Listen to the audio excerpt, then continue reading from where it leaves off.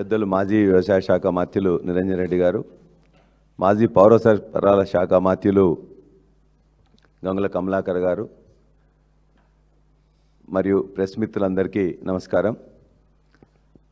గతంలో కేసీఆర్ గారు 2 సంవత్సరాల పాలనలో కూడా వ్యవసాయానికి ఇబ్బందులు జరగదనే ఉద్దేశంతో వర్షం పడే ముందే వాటికి కావాల్సిన విత్తనాలు కావచ్చు, ఎరువులు కావచ్చు, లేకపోతే యూరియా తదితర అన్ని వ్యవసాయానికి సంబంధించిన వాటన్నిటిని కూడా ఒక 3 నెలల ముందు నుంచేలే రివ్యూ చేసుకొని సంవత్సర కాలం ఏ విధంగా చేయాలని చెప్పేసి అవసరమైన చోట్ల ప్రతి జిల్లాలో ప్రతి నియోజకవర్గంలో కూడా వ్యవసాయ శాఖ మంత్రి గారు వెళ్ళి మీటింగులు పెట్టి ఏ విత్తనాలు వేసుకోవాలి, ఏ విధంగా సాగు చేసుకోవాలి, ఏ మార్పులు చేసుకోవాలని చెప్పి కూడా క్షుణ్ణంగా వారికి తెలియజేయడం జరిగింది. దాన్ని మేము కేసీఆర్ గారు వాళ్ళు కేంద్ర ప్రభుత్వం మేము వరి కొనే పరిస్థితి లేదు అని చెప్తే అనేక సార్లు మంత్రుల రిప్రజెంటేషన్స్, అధికారుల రిప్రజెంటేషన్స్, కేసీఆర్ గారు స్వయంగా తను రిప్రజెంట్ చేసి ప్రధానమంత్రి గారిని మంత్రులతో మాట్లాడిన తర్వాత చివరికి భారతదేశ చరిత్రలో ఒక వ్యవసాయానికి సంబంధించిన కొనుగోలు కోసం మొత్తం శాసనసభ్యులు, మంత్రివర్గం, శాసన మండలి సభ్యులు, పార్లమెంటు సభ్యులు అందరినీ తీసుకెళ్ళి ఢిల్లీలో చెప్పి ఖచ్చితంగా మీరు కొనాల్సిందే అని చెప్పేసి కూడా ప్రభుత్వం మీద, ఆనాడు కేంద్ర ప్రభుత్వం మీద ఒత్తిడి తెచ్చి కొనిపించింది కేసీఆర్ గారి ప్రభుత్వం. ఖచ్చితంగా ధర్నా చేసినాం. ధర్నా చేసి అక్కడ ఉన్న మంత్రులు మొత్తం కూడా ఏ విధంగా ఇట్లా వండిస్తుందని చెప్పిండ్రు. ఇవాళ టీవీలలో కానీ ఇంకో దగ్గర కానీ గత 4 రోజుల నుంచి ఒకటే అడ్వర్టైజ్మెంట్లు. ఈ రాష్ట్ర ప్రభుత్వం అత్యంత ఎక్కువగా మొత్తం కూడా మేము ఒక టార్గెట్స్ కాదు, మొత్తం మీద రికార్డు స్థాయిలో కొన్నామని చెప్పేసి పచ్చి అబద్ధాలు ప్రతిరోజు చెప్తున్నారు. మీరు రాష్ట్ర ప్రభుత్వం యొక్క పౌర సరఫరాల శాఖ లేక వ్యవసాయ శాఖ లేక కేంద్ర ప్రభుత్వం లేక ఎఫ్సిఐ ఏ గణాంకాలన్నా తీసుకొని ఈనాటికి కూడా ఉంటాయి. తెలంగాణ వచ్చిన 2014లో ఆనాడు ఆ సంవత్సర కాలం 2 పంటలు, యాసంగి వానాకాలం, రబీ ఖరీఫ్ అని అంటాం, ఆ 2 పంటలకు సంబంధించింది ఆనాడు ఎఫ్సిఐ కోసం కొన్నది 24.29 లక్షల మెట్రిక్ టన్నులు. కానీ ప్రతి సంవత్సరం క్రమేపీ దాన్ని పెంచుకుంటూ దానికి కావాల్సిన వ్యవసాయానికి సంబంధించిన కరెంటునివ్వడం, సాగునీరునివ్వడం, విత్తనాలు సమయానికి ఇవ్వడం, ఎరువులు సమయానికి ఇవ్వడం, ఆ తర్వాత ప్రపంచంలోనే ఎక్కడా లేని విధంగా పెట్టుబడి సాయం చేసింది. పెట్టుబడి సాయం ఇంతవరకు ఇప్పటికి కూడా ఈ భారతదేశ చరిత్ర కాదు, ప్రపంచ చరిత్రలో ఒక రైతుకి రైతు దగ్గర నుంచి వెళ్ళి శిస్తు వసూలు చేయడం ఉన్నది. రైతు దగ్గర నుంచి వెళ్ళి వసూలు చేసింది, కానీ రైతుకి ఇచ్చిన ఏకైక ప్రభుత్వం కేసీఆర్ గారి ప్రభుత్వం. అది కూడా ఎన్నిసార్లు ఇచ్చిండ్రు? 11 విడతలుగా 70 లక్షల మంది రైతులు పట్టాదారులకు 72,000 కోట్ల రూపాయలని ఏ ఒక్క సమావేశం పెట్టకుండా, బహిరంగ సభ పెట్టకుండా, ఒక స్టేట్మెంట్ ఇవ్వకుండా, ఒక అడ్వర్టైజ్మెంట్ కూడా వ్యవసాయ శాఖ కానీ ప్రభుత్వం కింద ఇవ్వకుండా 11 సార్లు ఎంతమంది రైతులు ఎలిజిబుల్ ఉన్నారో, పట్టాదారులుగా ఉన్నారో వాళ్ళందరికీ కూడా ప్రతి ఒక్కరికి ఎవరు కూడా మిస్ కాకుండా 11 విడతలుగా 70 లక్షల మంది రైతులకు 72,000 కోట్ల వేసింది చరిత్ర కేసీఆర్ గారి ప్రభుత్వాన్ని. మరి ఇవాళ మీరేం చేస్తున్నారు? ఇవాళ మీరు ఇచ్చిన దాంట్లో ఇప్పటికే మీరు చెప్పిన రైతు బంధు మేము మొత్తం కూడా వేస్తాం, మళ్ళీ రేపు వేస్తామని చెప్పేసి రైతు బంధు ఇప్పటిదాకా 3 సార్లు మోసం చేసిండ్రు. 24 వానాకాలంలో ఇవ్వాల్సింది మొత్తం కూడా ఇవ్వలే. 25లో 3 ఎకరాలకు మాత్రమే ఇచ్చిండ్రు. 26 ఇప్పుడు 25 వానాకాలానికి సంబంధించిన మొన్న యాసంగి 25 యాసంగిలో కూడా 2 మీటింగులు పెట్టి, ఒకటి సిద్దిపేటలో పామాయిల్ ఫ్యాక్టరీ, మేము పెట్టిన ఫ్యాక్టరీని ఓపెన్ చేస్తూ నువ్వు మీటింగ్ పెట్టి 1 మీటర్ నొక్కిండు 1 ఎకరానికి. రెండో రోజున జగిత్యాల్లో కేసీఆర్ గారు గర్జిస్తే మళ్ళీ ఆ సాయంత్రం మళ్ళీ 1 మీటర్ నొక్కి 2. అంటే ఈ నీ యొక్క 2.5 సంవత్సరాల కాలంలో 5 సార్లు నువ్వు ఇవ్వాల్సి ఉంటే ఒకసారి పూర్తిగా పెట్టినావు, ఒకసారి 3 ఎకరాలకు ఇచ్చినావు, ఒకసారి 2 ఎకరాలకు ఇచ్చినావు.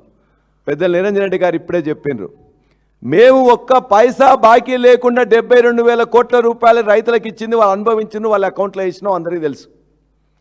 నువ్వు 5 సంవత్సరాలు 5 విడతల్లో నువ్వు వేసిందంతా 29,300 కోట్ల రూపాయలు ఇవాళ రైతులకు బాకీ ఉన్నావు.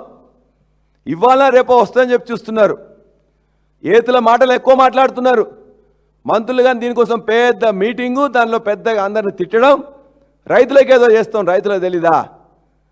1 ఎకరానికి వేస్తే ఒక పెద్ద మీటింగ్ పెట్టేసి బ్రహ్మాండంగా ఇవాళ టీవీ 9 నేను చూస్తాను, మొత్తం అన్ని టీవీలలో చూస్తే మొత్తం కూడా ఇవాళ బ్రహ్మాండంగా వేస్తున్నామని చెప్పేసి అన్నారు.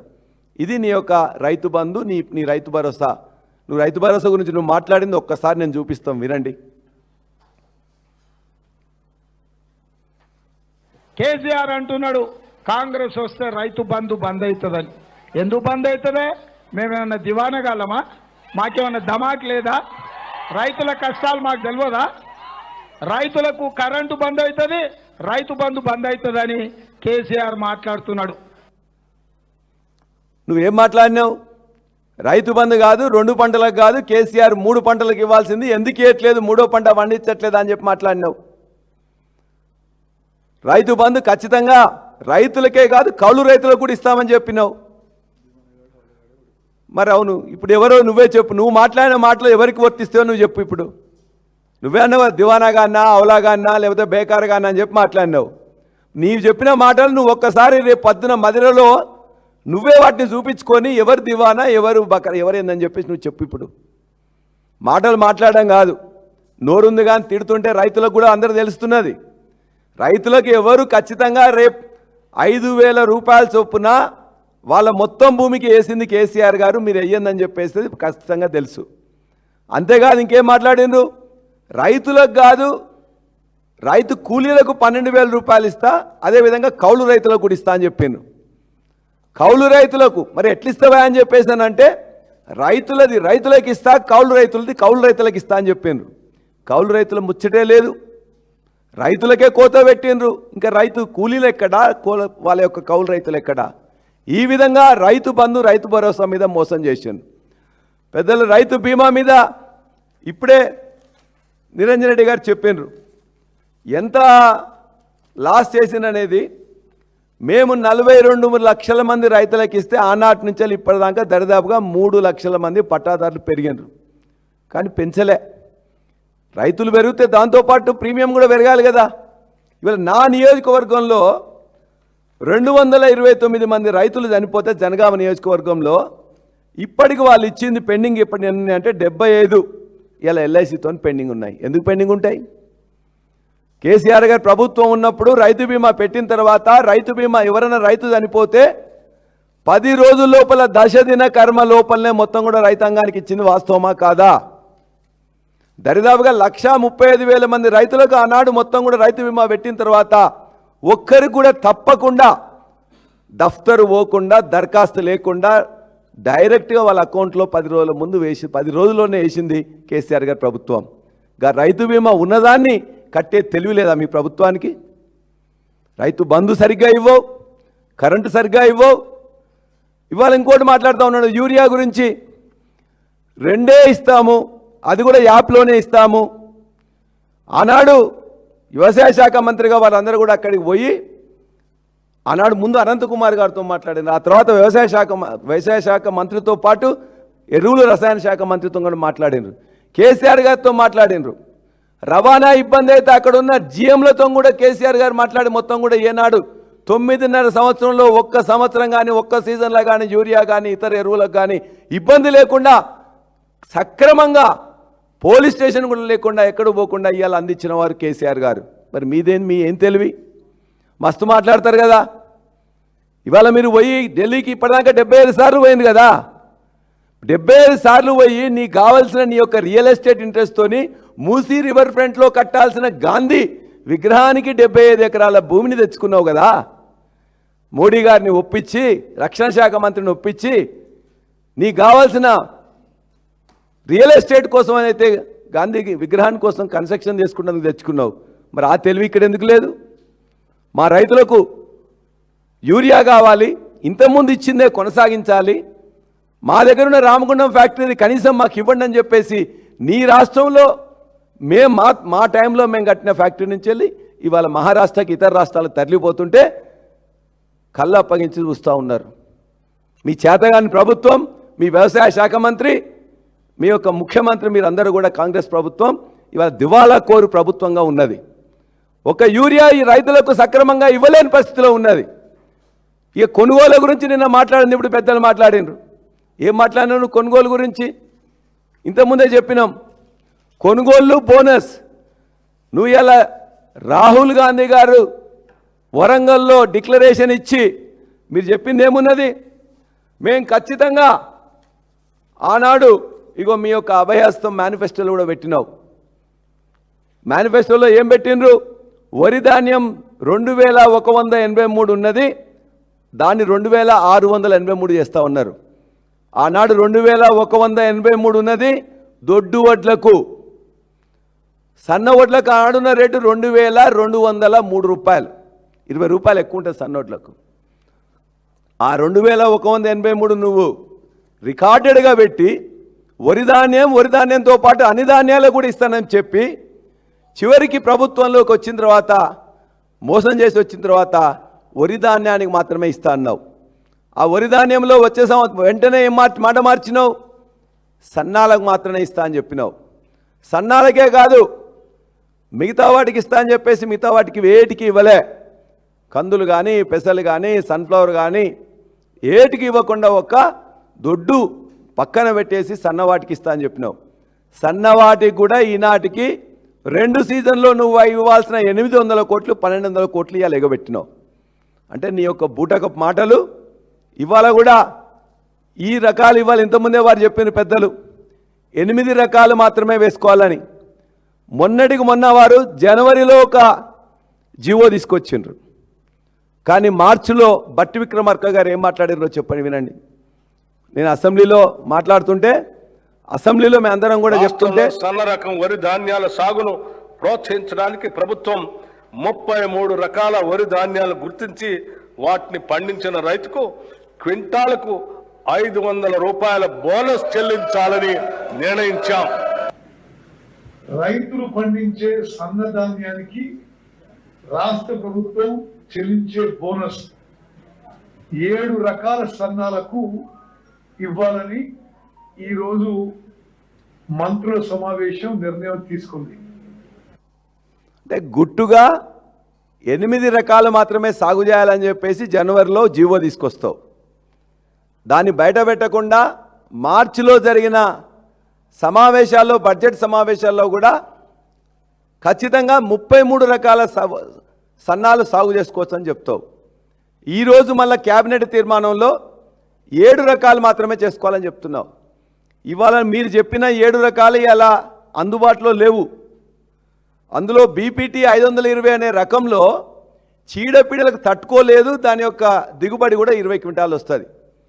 ఇవాళ ఈ రాష్ట్రంలో పెద్దలు చెప్పినట్టు 40 కాదు, మినిమం మీరు 30 క్వింటాలు తీసుకోండి.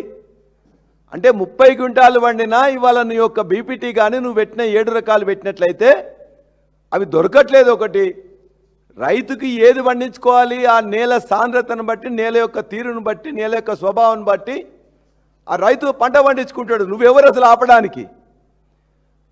నీకు కొనే శక్తి లేకపోతే నువ్వు మోసం చేయాలని చెప్పేసి బోనస్ ఇవ్వద్దు అనుకుంటే రైతులు ఎవరు కూడా నువ్వు చెప్పిన మాటలు అన్నీ కూడా వింటున్నారు.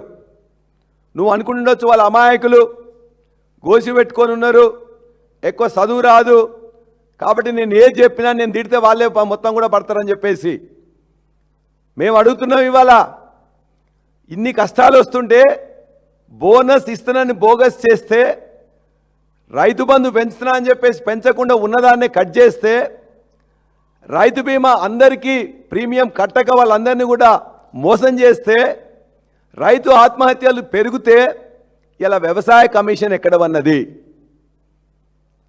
వ్యవసాయ మంత్రి అదేవిధంగా పౌర సరఫరాల శాఖ మంత్రి ఏం చేస్తున్నారు? ఆయన ఉత్తకుమారుడు అయిపోయాడు. ఇక తుమ్మల నాగేశ్వరరావు ఇద్దరు మంత్రులు కూడా గబిలాలాగా దాన్ని పట్టుకొని మంత్రి పదవి మాట్లాడితే ఎక్కడికి అని చెప్పేసి మాట్లాడతలేరు. వాళ్ళు ఏదైతే కేంద్ర మంత్రివర్గంలో ఏం చెప్పిండ్రో దాన్ని మాత్రమే పట్టుకొని వచ్చేసి చిలక పలుకుల్లాగా ఇద్దరు మాట్లాడుతూ ఉన్నారు. ఆ మంత్రులకి ఏమైనా సోయి ఉన్నదా అని అడుగుతున్నాం. ఇలా ఏదైతే వరంగల్ డిక్లరేషన్ చేసిన రాహుల్ గాంధీ ఎక్కడ ఉన్నామని అడుగుతున్నాం. నీవు ఇలా బర్త్డే సెలబ్రేషన్ చేసుకుంటూ తెలంగాణ రైతాంగానికి ఇలా మరణశాస్త్రం రాస్తున్నాడు మీ ముఖ్యమంత్రి. ఆ ముఖ్యమంత్రి ఇచ్చే డబ్బులు సరిపోతుంది కదా, రైతులు ఎక్కడ చేస్తేంది, నిరుద్యోగులు ఎక్కడ చేస్తేంది, దళితులు ఎక్కడ చేస్తేంది, గిరిజనులు ఎక్కడ చేస్తుందని చెప్పేసి ఇలా రాహుల్ గాంధీ మాట్లాడే పరిస్థితిలో లేడు. అదేవిధంగా తన యొక్క భూముల మీద, కబ్జాల మీద, మిగతా అన్నిటి మీద మొత్తం మీద ఉన్న ఈ యొక్క ప్రభుత్వం ముఖ్యమంత్రి మంత్రులందరూ కూడా రైతాంగాన్ని మొత్తం కూడా ఇలా నట్టేట ముంచుతున్నారు. అదేవిధంగా మంత్రులేమో అసలు మాట్లాడితే కష్టమని చెప్పేసే విధంగా ఉన్నారు. వ్యవసాయ కమిషన్ వాడు అన్వేష్ రెడ్డి అని వస్తాడు, కోదండ రెడ్డి అని వస్తాడు, వాడు ఎవరో కూడా మాట్లాడాడు. రిపోర్ట్ ఇచ్చిండ్రు. ఏం రిపోర్ట్ ఇచ్చిండ్రు? బోనస్ బంద్ చేయమనా, పంట తగ్గించమనా, లేకపోతే యూరియా తక్కువ ఇవ్వమనా? ఏంటి మీ యొక్క రికమెండేషన్స్, మీ వ్యవసాయ కమిషన్ రికమెండేషన్స్? ఆంధ్రులతోటి స్వరాజ్య ఏదో వేదిక అని ఉన్నది, రైతు స్వరాజ్య వేదిక అని. నిత్యం 9.5 సంవత్సరాలు గత వ్యవసాయం మీద ఎక్కడైనా ఉన్న చనిపోయినా ఏదైనా ఉన్నా కూడా మా మీదనే